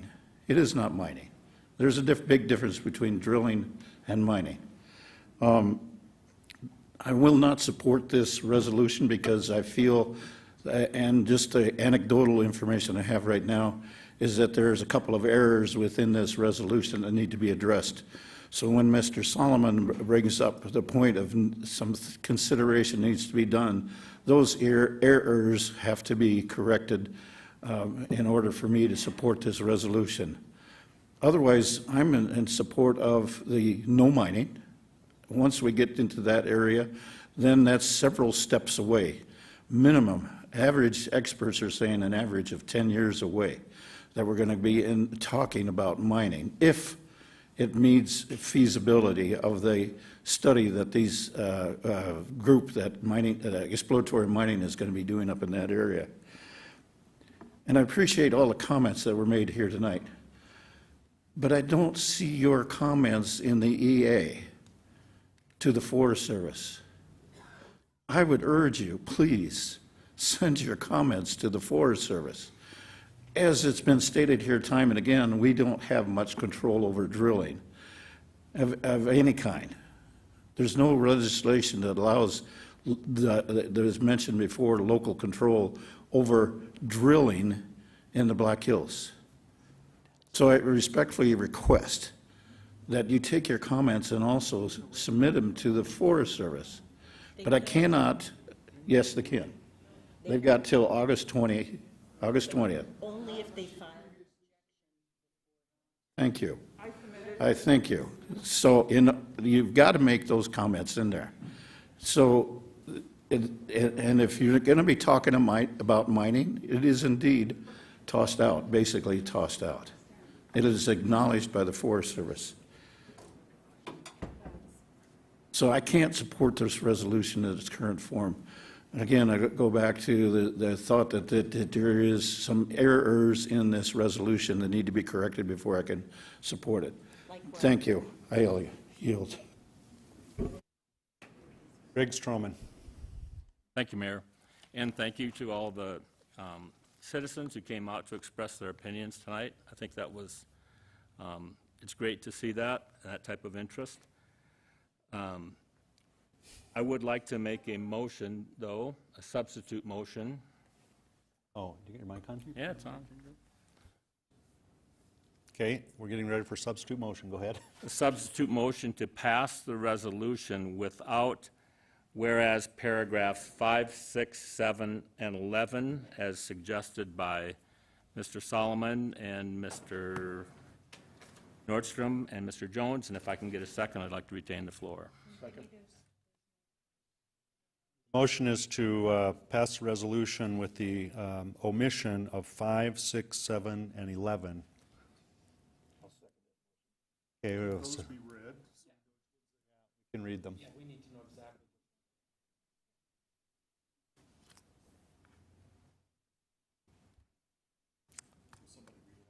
Yep. Yeah. Is that on me to read that? Someone should read it. Okay. The fifth whereas paragraph is whereas gold exploration could lead to gold mining, which involves the use of cyanide and other toxins, and often leads to permanent acid mine drainage, which could go into Rapid Creek. And whereas the current city water treatment facility is not equipped to remove this type of chemical contamination from the drinking water supply, and whereas the Rapid City Water Treatment Plant does not have the degree of real-time water quality monitoring that would alert operators to a spill or leakage event during exploration or subsequent mining, and whereas the Common Council of the City of Rapid City believes that gold exploration in the Rapid Creek watershed poses an unacceptable risk to the source of Rapid City's drinking water. Okay, we have a motion, substitute motion, and a second to omit those paragraphs. Can I retain the floor then? Yep.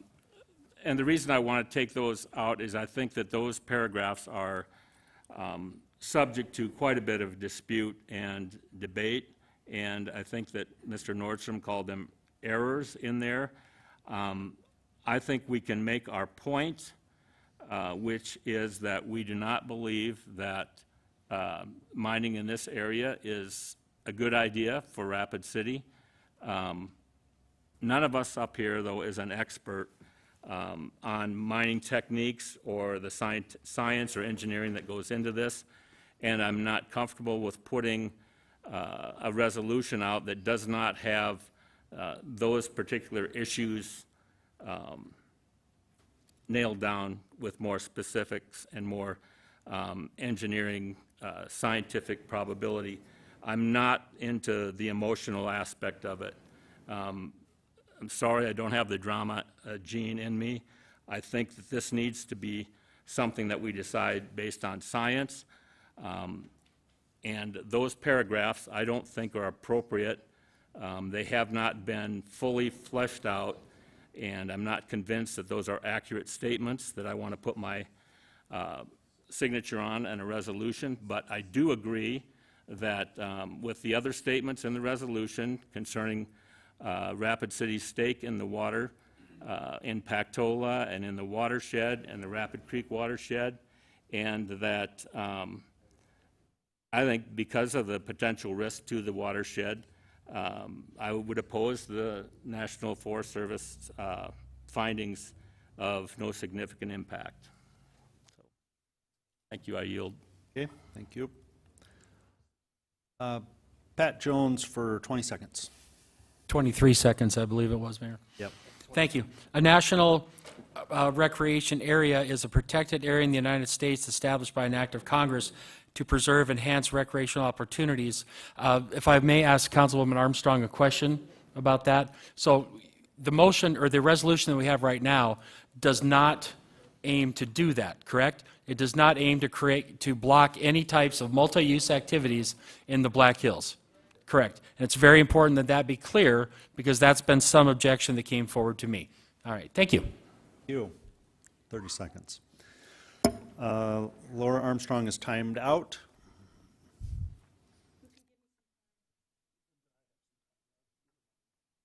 Okay. Mr. Evans will give you an additional 2 minutes. Great.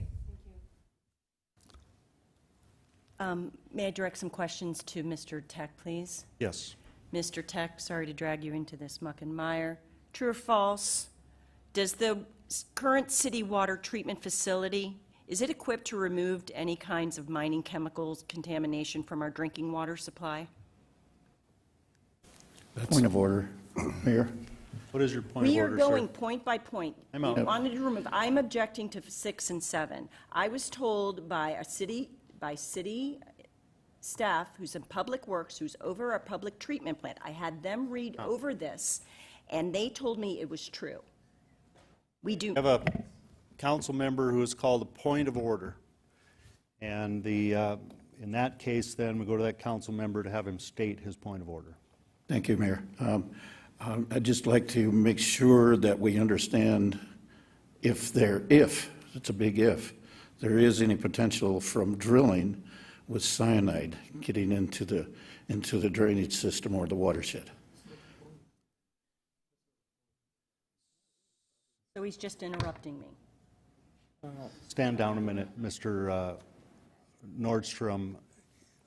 So you feel that the testimony from the councilwoman now was off point? It's off point, and it's not directed towards drilling that's taking place, that is about to take place. Okay. And there's no cyanide or toxic chemicals involved with drilling. Okay, I understand your objection. I'm going to let Mrs. Armstrong continue. Respectfully, I have concerns when you're pulling out some information that I ran by our city staff, which we all rely on for information. We've already established we're not experts in this, so we are deferring to city staff under Public Works. I was told that our current city water treatment facility is not equipped to remove this type of chemical contamination from our drinking water supply, and I just need clarification on that. Mr. Mayor? Tech. Thank you. That's a difficult question to definitively answer. It depends on the concentration and the types of contaminants.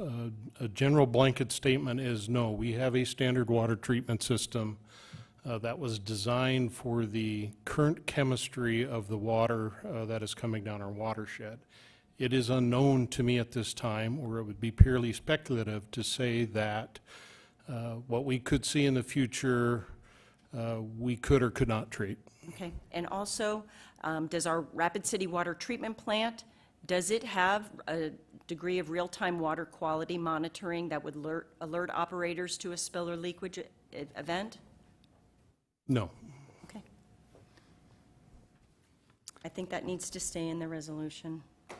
Okay, we have a motion on the floor then for the substitute motion to omit paragraphs 5, 6, 7, and 11. We'll go to a vote now on that substitute motion, and let's just go to a roll call, please. The vote, well, and I will vote to approve the resolution with the omission of these 4 paragraphs. A no vote will disapprove the resolution with the substitute motion. There's mud? Okay. Mr. Mayor, I believe I have a little bit of time. You do. May I quickly make a point before we vote? Yes, go ahead. As everybody else has. Thank you all for the discussion. The point isn't so much about what our facility can handle. What I'm hoping to do, and why I kind of presented it this way, was these disputed matters. I didn't want to split our vote and send a message that even the Rapid City Council doesn't agree on this. Instead, what I'd rather do is put something on the table that we unanimously can agree on and send a message that says, no, we do not support drilling or potential mining in this area, and we're actually unanimous on that, rather than argue on the technical details, because I believe the process will help us work out the technical details. So what I'm urging the council to do is, I think this is something everybody can live with, and it sends a unified message that, Mayor, I hope you will sign. Hope you'll sign if we take these things out, that Rapid City altogether opposes the mining in this area. So that's why we're doing that, to get unanimous support. Otherwise, we split it, and strategically that hurts us down the road, but at least we have some sort of impact if we're unanimous. So with that, I yield. Okay, thank you. Now the motion is the substitute motion to omit the 4 paragraphs, as we've spoken about before, and we'll go to roll call vote on this. An aye vote passes the substitute motion, which is for approval of the resolution with the omission of the 4 paragraphs. Thank you. Roberts. Stroman. Aye. Armstrong. Jones. Aye. Lehman. No. Solomon. Aye. Evans. Roseland.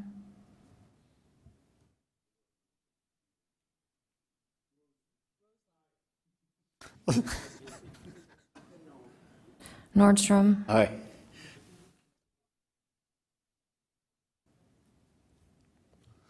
Motion passes 5-7. Or sorry, geez, 7-2.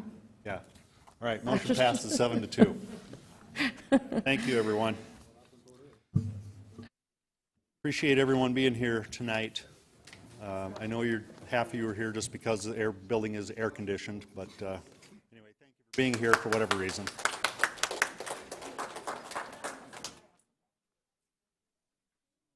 Okay, moving on the agenda. I believe we're at public hearing items. Wait 1 second until everyone gets moving.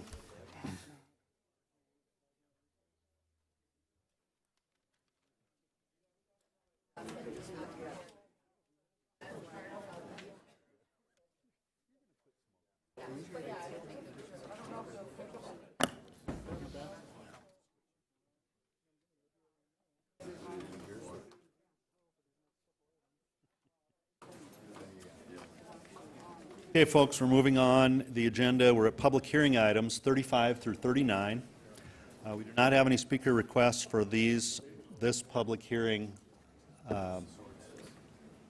period, so we'll go to consent public hearing items 35 through 37. Would the council have a motion? Motion to approve by Evans, second by Lehman, to approve items 35 through 37. All in favor of that motion, please say aye. Aye. Opposed, say no. Motion carries, and that's the end of the public hearing consent calendar. Non-consent public hearing items 38 and 39. Item 38, second reading ordinance 6544, an ordinance amending section 17.06 of chapter 17 of the Rapid City Municipal Code, a request by KTM Design Solutions for Banner Communities LLC for a rezoning request from general commercial district to office commercial district for property generally described as being located at Elkvale Drive, at Concourse Drive, and Jolly Lane at Jubilee Lane. And the recommendation from committee is to approve with a planned development designation. I'll move to approve. We have a motion by Jones and a second by Lehman to approve with planned development designation. All in favor of that motion say aye. Aye. Any opposed? Motion carries. Item 39, second reading ordinance 6545, an ordinance amending section 17.06 of chapter 17 of the Rapid City Municipal Code, a request by TSP for Nance and John Pruitt for a rezoning request from light industrial district to office commercial district for property described as being located at 1949 Plaza Boulevard. And before we start, we're going to go to Vicki Fisher. Thank you, Mr. Mayor. Just want to let the council know that the applicant has withdrawn this application, so the action we need tonight is to acknowledge the applicant's withdrawal. Okay, we have a motion by Lehman, second by Evans, to acknowledge the withdrawal of item 39. And now it's been determined that we have reason for an executive session pursuant to South Dakota Codified Law 1-25-2, subsection 1. Could I have a motion, please? Motion by Robert, second by Roseland, to go into executive session. All in favor say aye. Aye. Opposed? Motion carries. We are in executive session.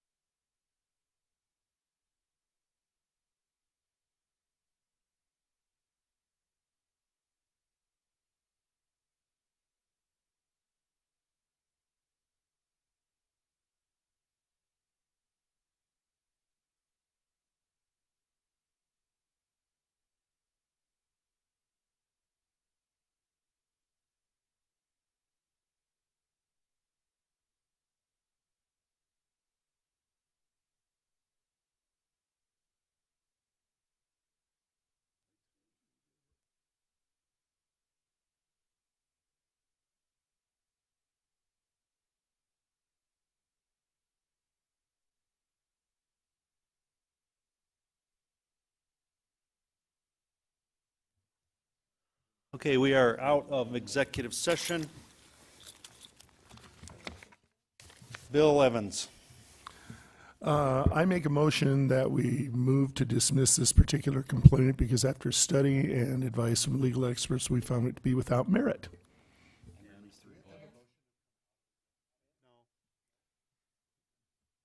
And the report. And to release the report to. Okay, second by Nordstrom. So the motion is to dismiss the complaint against Alderman Jones and to release the investigation report publicly. Everyone understand? Okay, all in favor of that motion, say aye. Aye. Opposed? Motion carries. All right. Now, item 40, the bill list, and we'll go to Finance Director Pauline Sumption. Thank you, Mr. Mayor. There are no additions to the bill list, so the total is that which is attached at $6,686,180.30. Motion by Jones, second by Solomon for approval of the bill list. That was Brian's bill. All in favor of approving the bill list, say aye. Aye. Opposed? Motion carries. Motion to adjourn by Armstrong, second by Stroman. All in favor, say aye. We're adjourned. Thank you, everyone.